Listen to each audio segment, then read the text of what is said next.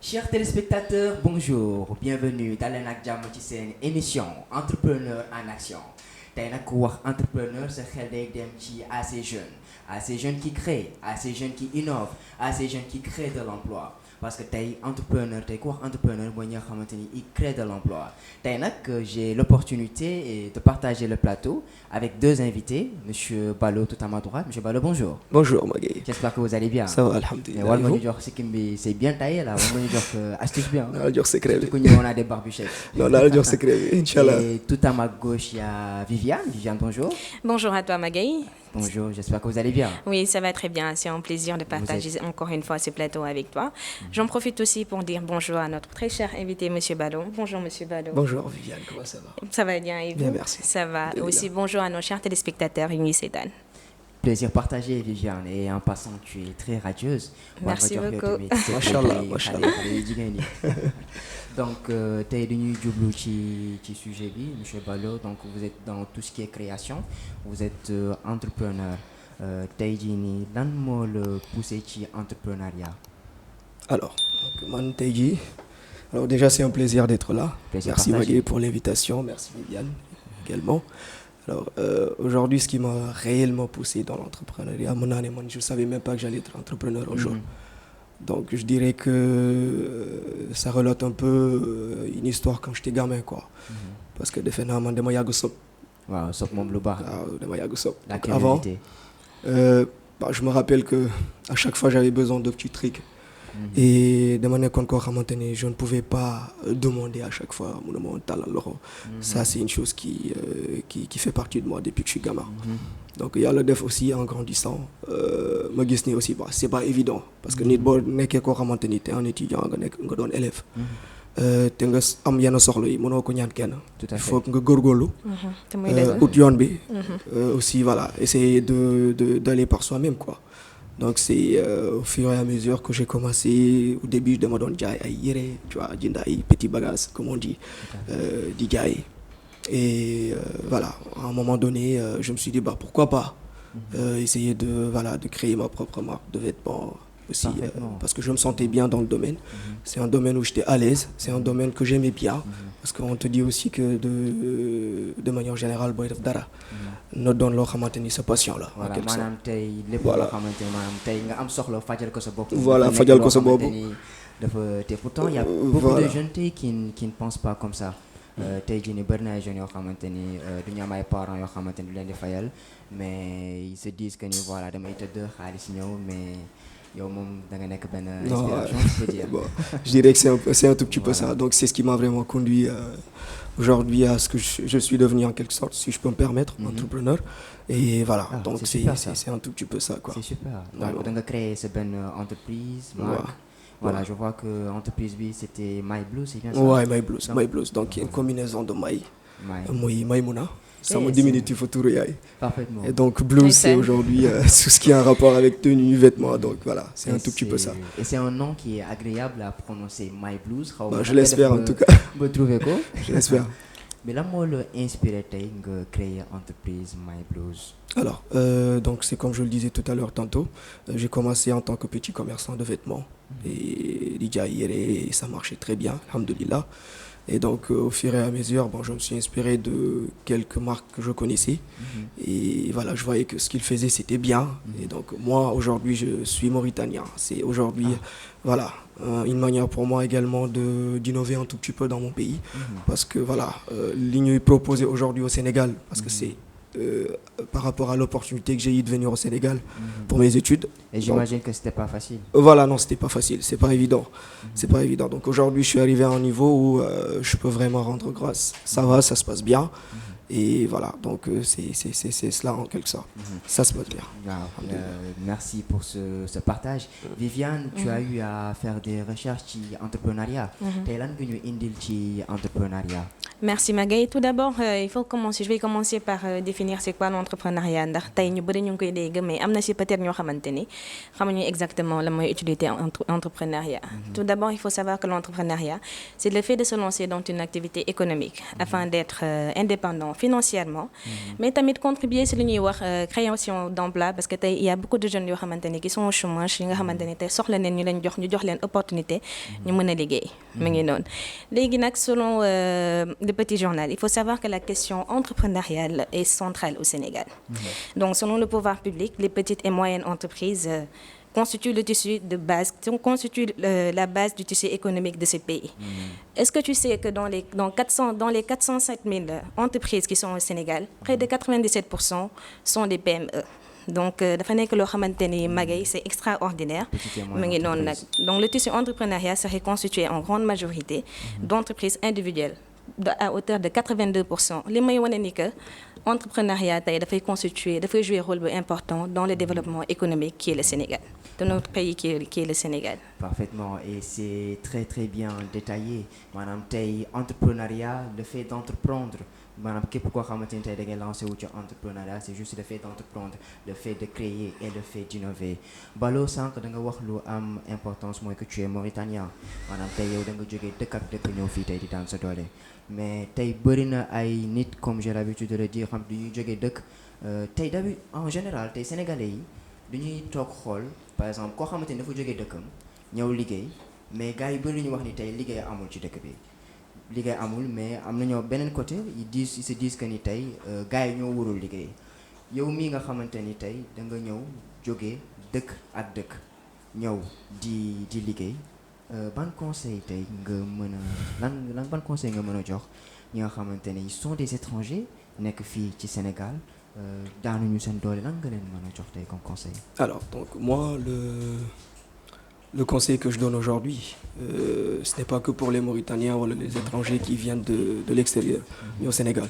Alors on a ce slogan en quelque sorte entre guillemets qu'on a l'habitude de sortir donc du fait que dëkk bi amul liggéey nga nekk sa dëkk naan non demeewul noonu addina bi gëm-gëm la en quelque sorte te jom aussi c'est la base parce que je me dis que nit tant que amoo gëm-gëm foo mënti dem si addina tu ne vas pas réussir en quelque sorte il faut être motivé avoir une certaine motivation vis-à-vis de quelque chose que l'on voudrait avoir en quelque sorte et voilà moi le conseil que je donne aujourd'hui c'est que peu importe où l'on se trouve dans le monde de manière générale il faut toujours se dire que on peut le faire lorsqu'on a un besoin, lorsqu'on a une envie, on doit y aller, on doit foncer, on doit essayer, c'est le plus important. Que le pays passe, que ça passe ou pas, ou que le pays marche ou pas, ou que voilà, que l'économie du pays soit bad, comme on a l'habitude de dire. Dis-toi que là où tout le monde échoue, toi tu peux réussir. C'est la mentalité que moi j'ai, et c'est toujours ce que j'ai eu comme mentalité quoi. Faut moment ti dem, damay naan mën naa fa lijjanti sama bopp, mën naa fa amee dara, te dinaa fa amee dara. ñoo ko déggandoo l'esprit est une force créative qui à elle seule aujourd'hui peut surmonter l'environnement Viviane tey yan question nga am tey pour suñu invité tout d'abord Maguette maa ngi rafetal kàddu yu monsieur Ballo jóge wax léegi c'est un exemple pour jeunesse bu ñuy seetaan tey lui il montre que tout le monde peut s'investir que toute personne telle que tu es tu peux te donner à fond essayer de créer quelque chose mais monsieur Ballo dama bëggoon xam tey dans l'activité là bi nga nekk di exercer est-ce que c'est vous-même qui confectionnez les articles ou sinon vous avez engagé des personnes ayant eu une formation pour ñu liggéeyal alors aujourd'hui moi je suis styliste je suis pas tailleur en quelque sorte bon bien que on ne fait pas réellement, il y a une nuance entre les deux. Souvent, bon, que je suis styliste, il y en a qui pensent que je confectionne les vêtements. Ce n'est pas le cas. Je suis styliste, c'est-à-dire que je dessine. Il m'arrive de dessiner des modèles. Je vais chercher les tissus qu'il faut, la qualité qu'il faut. Absolument. Et je mets tous les moyens en disposition afin de fournir le maximum, en tout cas la meilleure des produits possibles, quoi. Absolument. Et je vais vers un tailleur. Bon, amna illégal, je ne confectionne pas. J'ai un tailleur qui travaille pour moi et qui fait d'ailleurs très bien son travail. Machallah. ma ngi doon nag kon li may wane ni que tey tu as pu engager ay nit yi nga xamante ne ñoo lay liggéeyal donc mën naa ne yaa ngi jouer rôle bu massif li nga xamante ne mooy diminution chômage fii ci Sénégal. Mais tissus yooyu ngay utiliser monsieur Ballo est-ce que ce sont des tissus qui viennent un peu partout dans le monde wala yoo xamante ne spécifiquement fii Sénégal lañ ko jëlee. Alors donc aujourd'hui moi je dirais que je ne suis pas limité. Tant que le tissu il est bon. Tant que ça peut aujourd'hui mettre en valeur le client, absolument. La personne qui fait ses commandes chez moi, absolument. Je suis intéressé par ça. Donc, alors, je vais souvent chercher mes tissus un peu partout. Dans les marchés, à mon fournisseur de base, comme les gars, quoi. Venant de l'extérieur et tout. Je vais moi-même me déplacer. Voilà, l'essentiel c'est que ça soit de qualité. Et voilà, je suis un peu touche tout, quoi. Inch'Allah. Donc vous confectionnez pour les hommes mais aussi pour les femmes. Pour les femmes. Non, c'est comme souvent on a l'habitude de me poser la question, est-ce que vous avez confectionné li, est-ce que modèle bi? Je réponds toujours. Et je fais tout. On voit aussi à travers vos paroles que vous êtes très débrouillard. Il est polyvalent en fait. Voilà, carrément. C'est bien d'être polyvalent. Mais attention, faut pas être polyvalent de telle sorte que tu ne seras bon nulle part. Donc, Balo, comme on le dit actuellement, il y a créé son entreprise My Blues. Il y a une difficulté que tu as rencontrée parce que la création n'est pas une chose facile. Le fait de créer, le fait d'innover, c'est pas une chose facile parce qu'il faut vraiment un esprit créatif pour le faire. Donc tu as eu sûrement à rencontrer des difficultés et aussi petit savoir le personnel. Comment est-ce que tu gères le personnel et tout? Alors donc pour cette question-là, je vais commencer par un conseil. Un conseil dont j'ai moi-même toujours et jusque-là besoin. C'est d'être vraiment persévérant. Oui, la persévérance. Absolument. Et c'est pas facile. Ouais. Être styliste, être tailleur, en tout cas être dans le mode ou dans tout autre business, il y a un bon domaine. Dis-toi toujours que rien n'est facile. Il faut d'abord commencer, comme je viens de dire tout à l'heure. Ce n'est pas facile du tout. Au début, c'était, voilà, je faisais des publications sur WhatsApp. Tantôt, il y a des commandes, tantôt ce n'est pas le cas, tantôt c'est des, comme on a l'habitude de dire. Il y a toujours et ça c'était vraiment les difficultés en quelque sorte que j'avais. Souvent je confectionnais des vêtements que je posais en stock et qui voilà des fois dans des fois ay mois des fois, mais au fur et à mesure je me suis dit que dara xeyul sorti en quelque sorte. Adina bi lo monti def rek da ngay muñ and ak persévérance xamni que tôt ou tard tant que yaa ngi gëm li ngay def ça va porter ses fruits quoi. Donc c'était pas facile jusque là. Aujourd'hui ce n'est toujours pas facile mais ça va. L'avantage c'est que il y a de l'expérience en quelque sorte que j'ai donc eu au courant de mon cursus en quelque sorte. Et voilà, il y a aussi vraiment beaucoup de leçons que j'ai tirées de tout ce cursus là. Je me dis que voilà, le moment de def ci adina faut surtout et surtout. C'est les deux choses vraiment à la base quoi. Si, c'est très important d'être persévérant parce que ton chemin n'est pas le mien. Et aussi il faut accepter les critiques. Viviane, am nga question? Surtout sachant que c'est un styliste, il faut savoir que chaque année il y a les fêtes qui sont là, surtout approche Korité bi ak Tabaski bi dañuy gis ni que ñom dañuy sonn de trop. Légui mom monsieur Balo naka nga ñu arrivé gérer pression bobu non? Est-ce que des fois du tax sa du la jox envie nga ne xaar ma daw parce que métier bu metti la dañuy gis tailleur yi dañuy sonn yeen styliste yi tamit da nga ñu sonn parce que vous passez mën naa ne ay jours yoo xamante ne doo leen nelaw juste essayer de satisfaire clientèle bi am na clientèle yoo xamante ne ils ne sont jamais satisfaits, compliqué loo leen wax ñu ne non du lii dugg na fi génn na fi naka ngay arriver à gérer pression? Comment est-ce que vous arrivez à gérer ces pressions-là? Alors donc c'est une très bonne question. Moi je suis une personne qui perd 20 kilos chaque événement.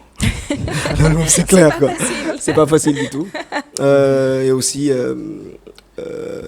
pression bangifi surtout. Parce qu'aujourd'hui dans la vie boy jokkalante nit ñi. Dis-toi que di nga am tout type de clients. Il y a de ces clients qui sont très compréhensifs, d'autres qui sont très compliqués. Absolument. Il y en a aussi qui sont voilà, qui sont dans le juste milieu quoi. C'est pas facile parce que lors des événements on a beaucoup de commandes. Et on essaie vraiment de faire le nécessaire et faire le maximum afin que tout un chacun soit satisfait. Et c'est vrai que des fois, dina may faille. Parce que rien n'est parfait. Nul n'est parfait. Donc, comme on est que le tailleur, on fait le maximum, quoi. Alors, la pression, je la gère assez difficilement. Je préfère dire cela parce que alors, je sais que souvent, on a des dépassements de délai. Alors, malgré le fait que ce soit donc hors notre volonté en quelque sorte, mais ça arrive en tout cas. Surtout côté dépassement de délai bobu non bi nga nek di wax, il y a certains clients yo xamantene dañuy naan dañuy bëgg nga rembourser leen. Donc quand vous faites face à ce genre de situation, comment est-ce que vous arrivez à régler ce problème? Alors moi je suis une personne, je vais rebondir sur ce qu'a l'habitude de me dire le tailleur. Alors je ne dis pas que tout le monde travaille comme ça. Et moi je suis une personne, je dirais que je suis assez maniaque. Moi je préfère toujours que les choses aillent dans les règles. Et c'est la raison pour laquelle, pour la majorité du temps,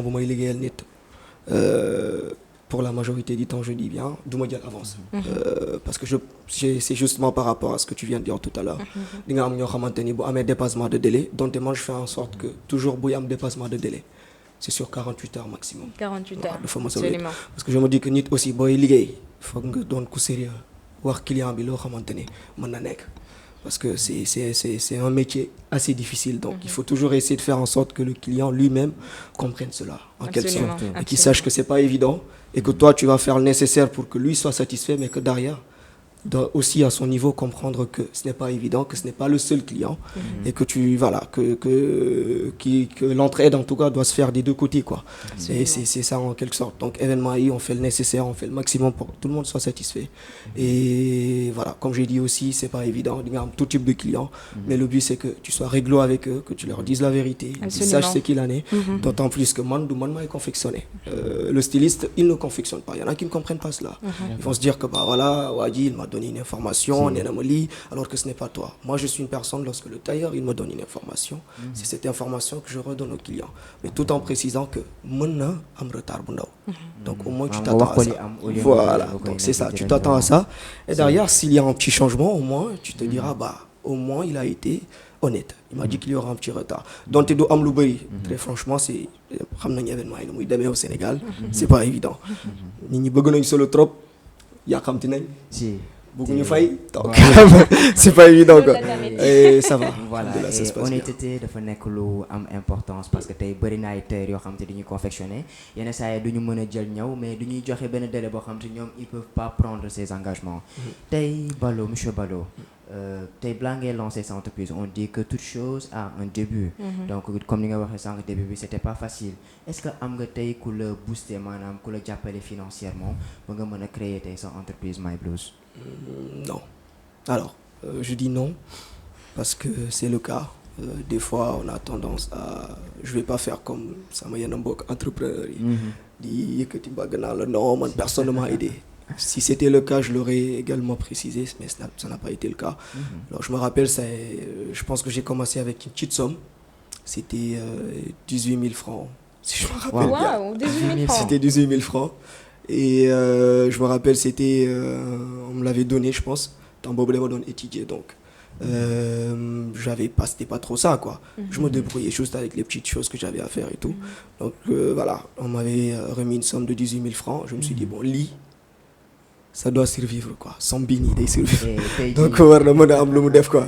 Et c'est à partir de là que j'ai acheté des tissus. J'ai commencé par 2 tenues, madame, de tissus, il y a beaucoup de tailleur et voilà, choisir un modèle bas, un modèle normal. Et voilà, il a confectionné, j'ai commencé à commercialiser. Et il y a la Defna aussi, je pense que c'est le pour entrepreneur là. J'ai aussi par la grâce de Dieu la possibilité, une approche assez facile vis-à-vis des gens. Et je dirais que c'est ce qui m'a un tout petit peu boosté, c'est ce qui m'a un tout petit peu aidé, faciliter la tâche en quelque sorte. Et voilà, jusqu'au jour d'aujourd'hui. Si, madame, vous avez commencé par un petit investissement. Voilà, un petit investissement. Pour ne pas rentrer dans les chiffres, j'imagine que tes investissements, ça a été rentable. Ouais, ça va, alhamdulillah. Ça va. Ah, kon ñoko déggandoo. Est-ce que tey jii da nga am par exemple une boutique wala sa vente ça se passe en ligne? Comment ça se passe les ventes? Alors, donc faudrait préciser, faudrait savoir surtout que ça fait à peine 2 ans que la marque existe. Et alors jusqu'au jour d'aujourd'hui, je n'ai pas de boutique fixe. Ce sont des ventes en ligne, via Instagram, via WhatsApp, via Snap, TikTok, les réseaux sociaux de manière générale. Et voilà, mais on prévoit en tout cas d'ouvrir une boutique en Mauritanie, plus précisément, parce que je ne dis pas que ce n'est pas le cas ici au Sénégal. Mais poser la question. Voilà, parce que au Sénégal, dans Mauritanie. Mais c'est parce que d'abord, je pense au fait que mon pays en a besoin. Et je pense que ça va vraiment être utile là-bas, quoi. Donc c'est surtout ça. D'accord. tey jii nii actuellement donc si je comprends bien canal bi ngay utiliser c'est plus les réseaux sociaux. Les réseaux pour sociaux. partager information yi. te tamit ci say biir wax dégg naa nga wax ni am nga benn événement booy préparer.